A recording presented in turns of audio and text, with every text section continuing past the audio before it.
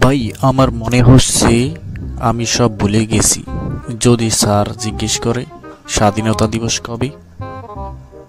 আরে ভাই, এটা তো সহজ। বলবা 1971 সালে। আচ্ছা, কিন্তু যদি স্যার জিজ্ঞেস করে নেতৃত্ব কে দিয়েছে?